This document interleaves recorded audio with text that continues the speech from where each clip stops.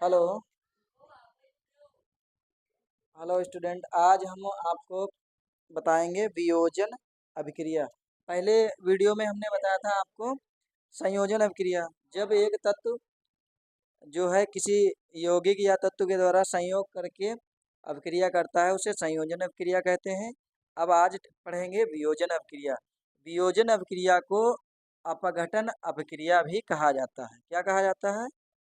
अपघटन अभिक्रिया। देखो जरा इसको समझते हैं। वियोजन अभिक्रिया में क्या है कि आपका जो अभिक्रिया है इसमें वह अभिक्रिया जिसमें यौगिक बाह्य कारकों यौगिक इस पर बाह्य कारकों के प्रभाव द्वारा अपने अवयवी अवयवी मतलब जो तत्व होते हैं उनके तत्व या लघु यौगिकों तत्व हो या लघु यौगिकों में क्या होते हैं? अपघटित हो जाते हैं। क्या हो जाते हैं? अपघटित हो जाते हैं या वियोजित हो जाते हैं। उसमें क्या होते हैं? वियोजन हो जाता है।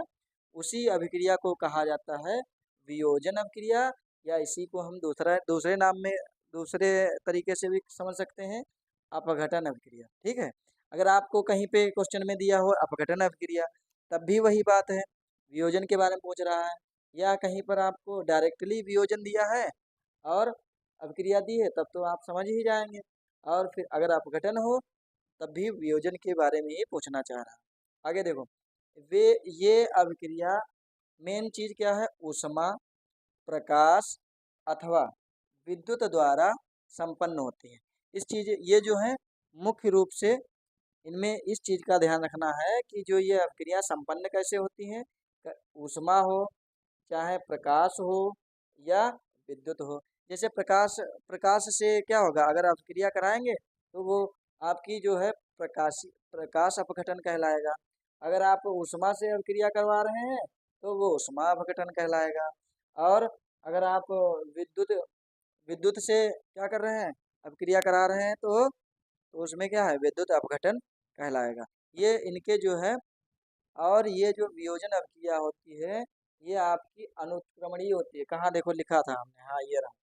ये जो है आपकी अभिक्रिया कैसी होती है? अनुत्क्रमणीय होती है। अगर आपने इनको हटा दिया तो ये जो प्रकाश ऊष्मा अथवा विद्युत है इनको हटा के अगर अभिक्रिया कराएंगे तो कोई भी उत्पाद नहीं बनेगा और ये अभिक्रिया क्या होगी? संपन्न ही नहीं होगी।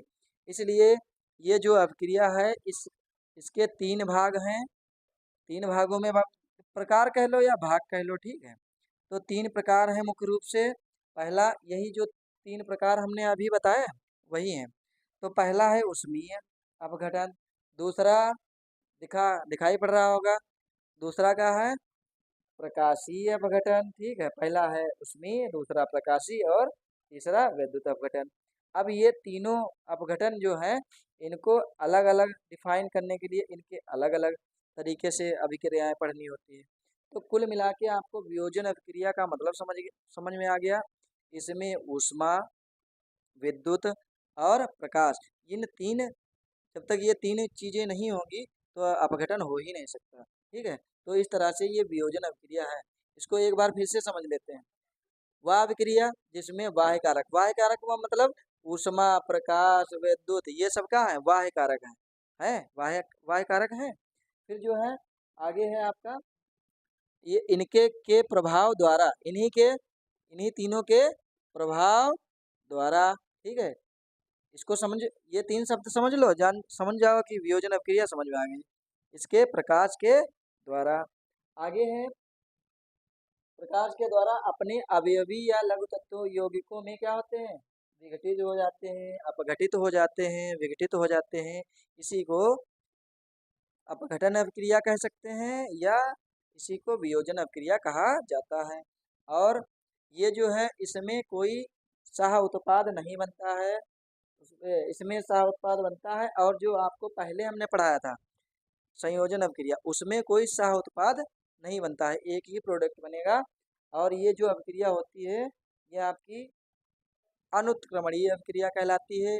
और ये तीन प्रकार हैं आपके इसके। और वो कौन से हैं आपके? ऊष्मा अपघटन, प्रकाश अपघटन और विद्युत अपघटन। ये तीनों रहे। ठीक है। आशा करते हैं ये वीडियो आपको पीछे वाले वीडियो से ही ये जो लिया गया है, उसमें हमने आपको बताया था, संयोजन अभिक्रिया बताई थी। और इस ये दूसरे नंबर पे आती है वियोजन अभिक्रिया। अब जो है आगे का आपको अगर नेक्स्ट वीडियो में केमिस्ट्री का जो टॉपिक हो वो नेक्स्ट वीडियो में आपको मिलेगा। ठीक है, धन्यवाद। पढ़ते रहिए, मस्त रहिए।